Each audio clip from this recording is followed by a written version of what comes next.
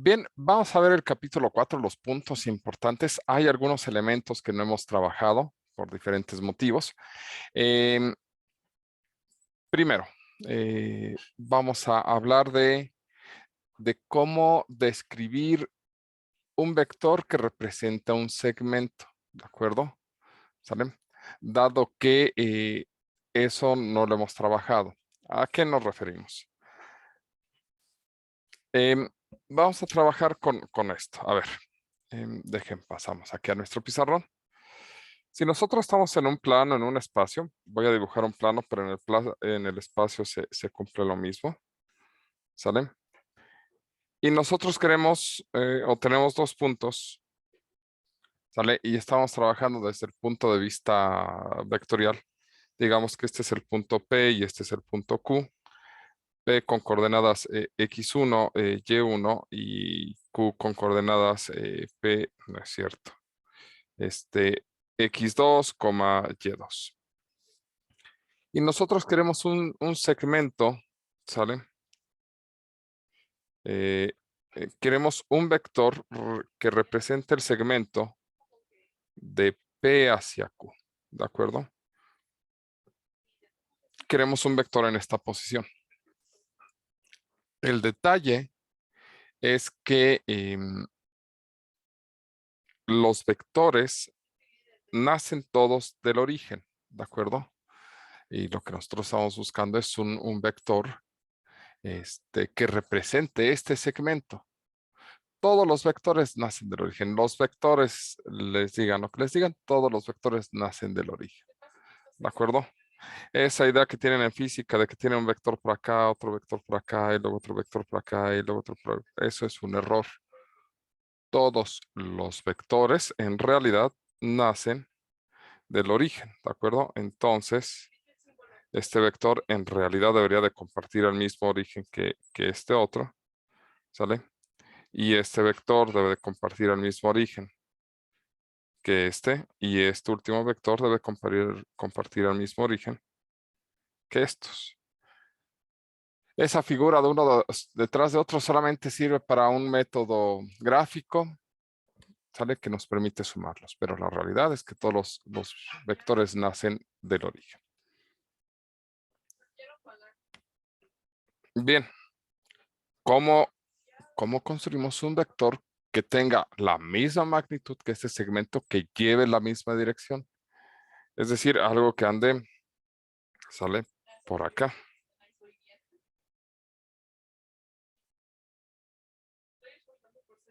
A ver, creo que mejor lo redibujo. Algo que sea más o menos así. Lleva la misma dirección, la misma magnitud, pero este es un vector. Y lo podemos llamar el vector que va de P a Q.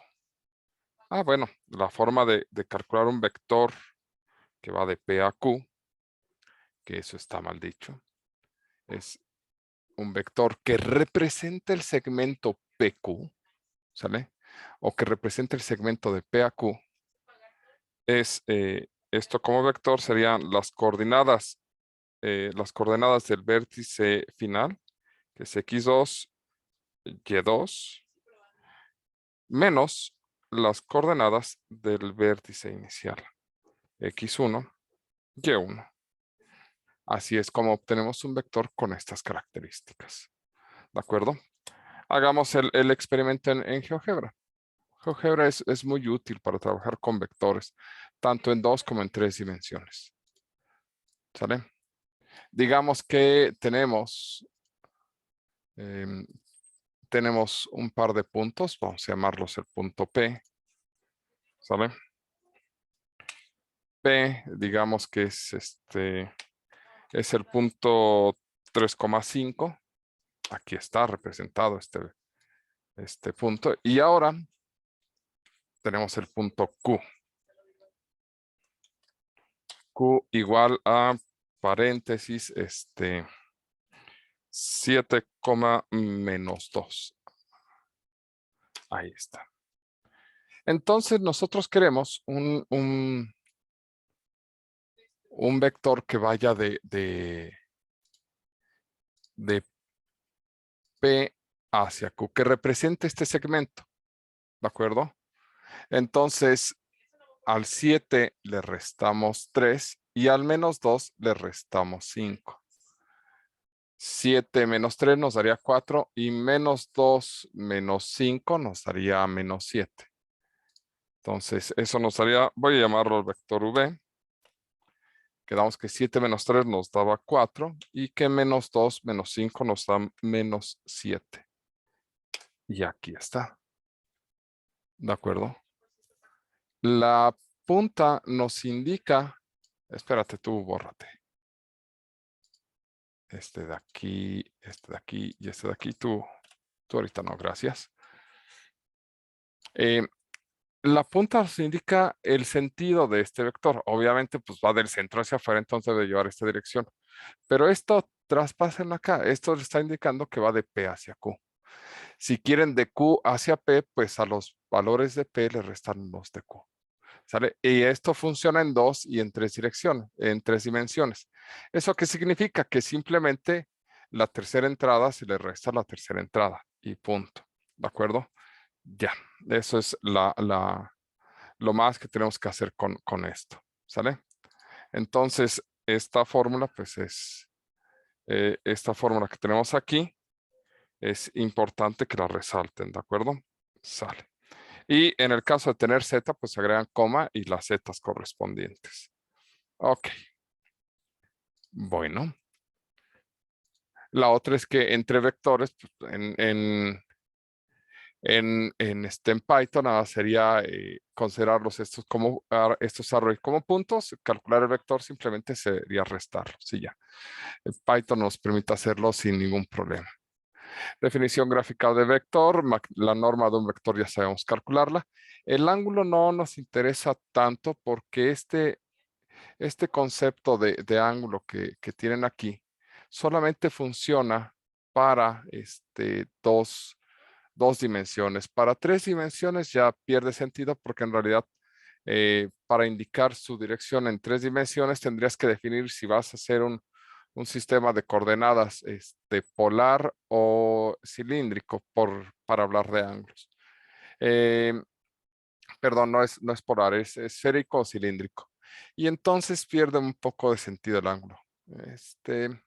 Por lo cual no lo hemos visto a profundidad y no es un tema que vayamos a tratar.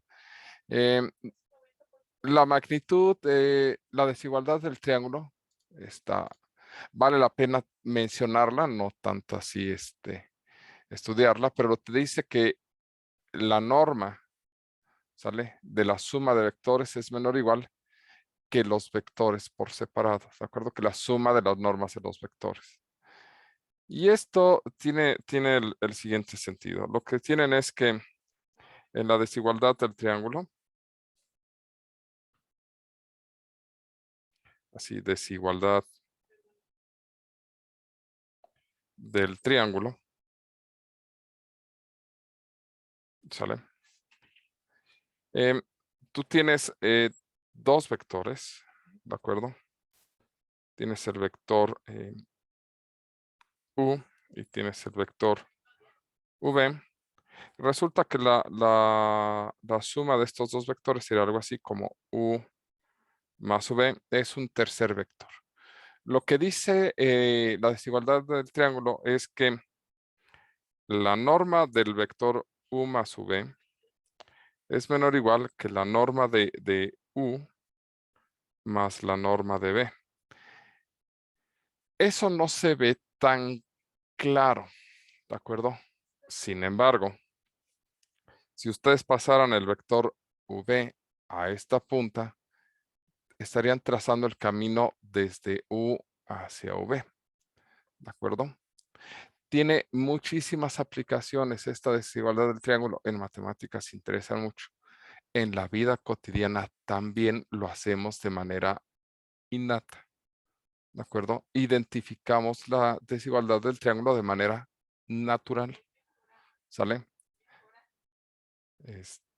Yo sé que suena extraño que se escuche de manera, que se hace de manera innata, natural, pero es un hecho. Piensen en esos caminos donde tienen, por ejemplo, aquí un camino y luego tienen otro camino por acá, ¿sale? Y no hay nada en medio, ¿de acuerdo? Generalmente el camino está hecho para que las personas, por ejemplo, vayan de aquí hacia acá y luego de aquí hacia acá. Y si es un camino en ambos sentidos, pues caminen de aquí hacia acá y luego de aquí hacia acá, ¿sale? Eso sería lo más natural, ¿de acuerdo? Sin embargo, si no hay nada que interrumpa el movimiento, ¿sale? En este sentido, lo más probable, y eso véanlo en lugares donde no esté cerrado, donde aquí no haya nada en medio, ¿sale? Y solo haya, no sé, pasto o algo así. Generalmente van a notar que tímidamente o muy, muy cínicamente tienen un camino aquí en medio, ¿de acuerdo? ¿Sale? Tiene una pequeña vereda de personas, ¿sale? Que se salen de camino y toman esas rutas. No hay camino ahí, pero las personas lo cortan, ¿de acuerdo? Así, llevo prisa, voy a cortar camino por acá.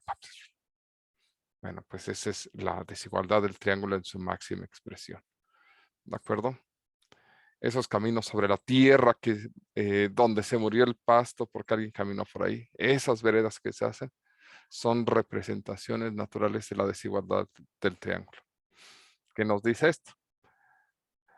El tamaño de esta línea es menor que la suma de esta línea y esta otra línea. Ya, eso es lo que les está diciendo la desigualdad del triángulo. Lo que te está diciendo también es que la suma de los dos lados de un triángulo es mayor que la magnitud del tercero. La suma de las magnitudes de dos lados de un triángulo es mayor que el tercero. ¿Sale? Ya. Si eso no se cumple, no tienes un triángulo. Bueno, eso nada más por cultura general, ¿de acuerdo? Pero en serio, vean a las personas caminar y van a ver cómo cortan camino. Y es porque hacen una aplicación de la desigualdad del triángulo de manera natural. Representación de vectores, vectores unitarios, ya vimos cómo calcularlos. Representación de un vector unitario, no nos interesa porque eso siempre funciona solamente en una dimensión. Algunos ejercicios, ya empezamos a hacer ejercicios de aquí. Producto escalar y proyecciones, estos temas ya los trabajamos. Em, el ángulo entre dos vectores, también ya empezamos a trabajar con esto. El ángulo entre dos, dos, este, entre dos vectores se calcula como el producto punto entre las normas. Y si ustedes sacan arco coseno, conocerán el ángulo entre dos vectores, ¿de acuerdo? Entonces, por cierto, esto, si es que lo vieron en secundaria, en preparatoria, esto es lo que da origen a la ley de cosenos, ¿de acuerdo? C cuadrada es igual a cuadrada más b cuadrada menos 2ab coseno de c. Porque así pues en eso se transforma. Sale donde a cuadrada, b cuadrada son las normas. ¿Sale? Y en fin. Bueno, eso nos termina dando la ley de cosenos. De aquí no hay nada más. Vectores paralelos, si es que tienen el mismo ángulo. Ok, ortogonales, ya los vimos. Son ortogonales. Proyecciones, ya también vimos cómo calcularlo. Ok, ¿qué hay aquí? Aquí terminan insistiendo con la proyección. Por cierto, de la proyección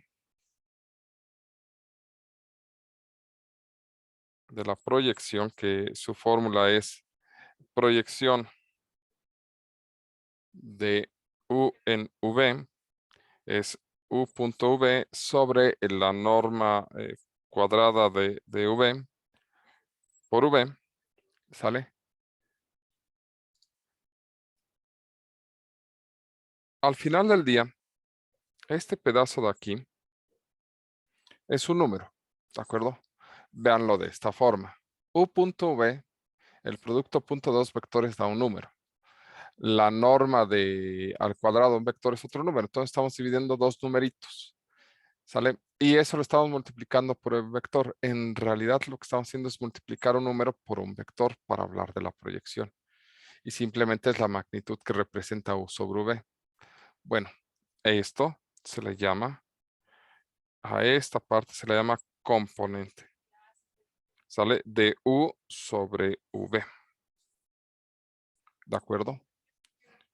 Y eso simplemente es un escalar. ¿Sale? Entonces, norma cuadrada. Ya. Esto se le llama componente y es ¿qué tan grande es la sombra de U sobre V? ¿Sale? O qué pedazo de U, ¿sale? Puede expresarse a través de V. ¿De acuerdo? Es más o menos lo que trataría de interpretar la componente. ¿Qué parte de U puede describir V? ¿De acuerdo? Más o menos sería la interpretación. Y se dan cuenta la fórmula que ya hicimos de proyección. Simplemente hay que quitarle este punto,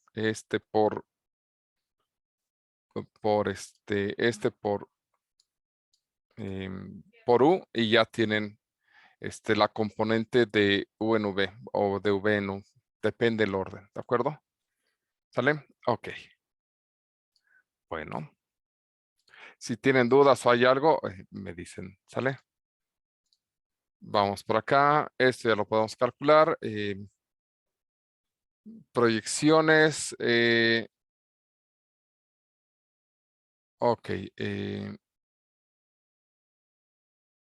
Creo que esto también que está pasando aquí es importante. Y esta es parte de las observaciones. Acá. Esta parte de aquí es importante.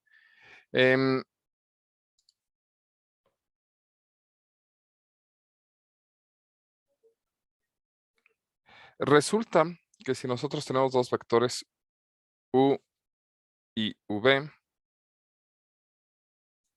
la proyección, ¿sale? Sería esto, ¿de acuerdo? Esto sería la proyección de U en V, ¿de acuerdo? Sería este vectorcito de aquí. Bueno, si ustedes a esto, a U le restan la proyección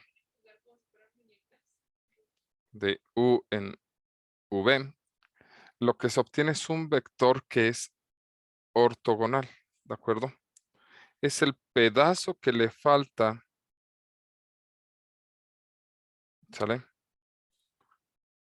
A U, o lo que resta de U, ¿de acuerdo? Sería más bien la forma de interpretarlo es esta cosa de acá. Es que no me gustó cómo lo dibujé. ¿Sale? Esto sería U menos la proyección U de V. La suma de esta resta con la proyección nos da todo U. Es lógico, ¿no? Porque si lo sumamos se calcula, se restaría la proyección. Bueno, resulta que este pedazo no puede ser explicado por V. ¿Sale? Y como no puede ser explicado, si ustedes agarran esto y le hacen bueno, déjenlo repito. Si ustedes agarran este pedazo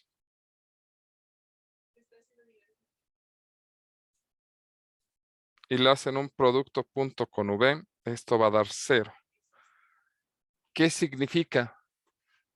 Que la parte no explicada de U es ortogonal, perpendicular o forma un ángulo de 90 grados con V.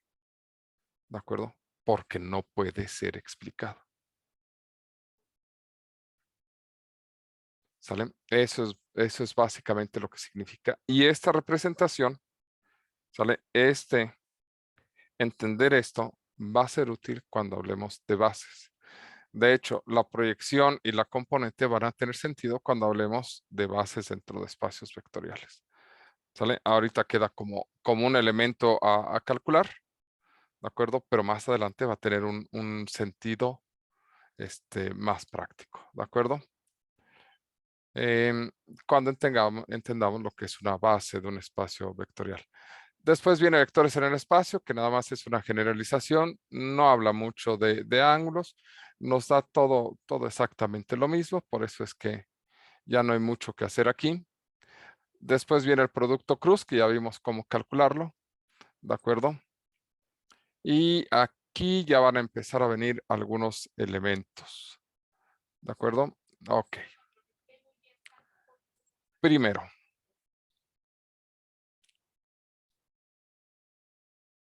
de aquí hay algunas consecuencias que determinar, que están en esta parte. Aquí.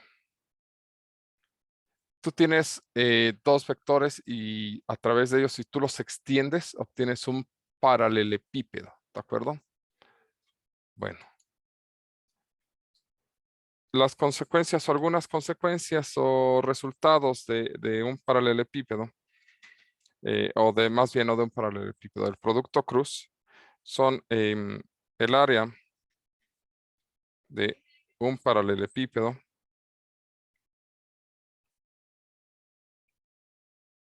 ¿Qué es un paralelepípedo? Figura formada por lados opuestos paralelos, ¿de acuerdo?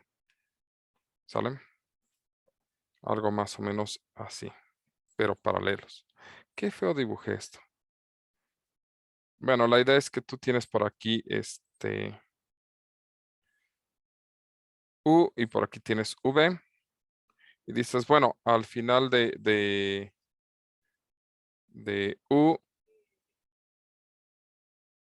es como si pusiera V. Y al final de V es como si pusiera U, ¿de acuerdo? Y lo que se forma ahora sí es un paralelepípedo. Obviamente, pues estos elementos ya pierden las propiedades de vectores, ¿de acuerdo? Ya nada, son prolongaciones o segmentos paralelos. Bueno, si tú quieres calcular el área que se encuentra aquí, lo que haces es calcular U cruz V y después sacar la norma, ¿sale? Y esto va a ser igual al área del paralelepípedo formado por estos dos. Entonces, si te pueden calcular el área de un paralelepípedo, lo único que tendrías que hacer sería calcular el producto cruz y después calcular la norma, ¿sale? Ahora, hay un elemento que se llama el triple producto. El triple producto es tener tres vectores en el espacio. Es decir, aquí esto aplica para vectores en 3 dimensiones. ¿Sale? No, ese no. Y aquí. Bueno, pues resulta que si tú los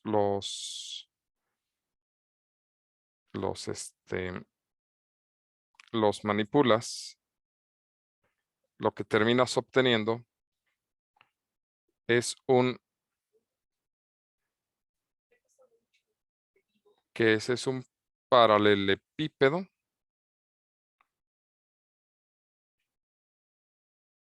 Algo así. Bueno, ya sin calidad de vector también es cierto.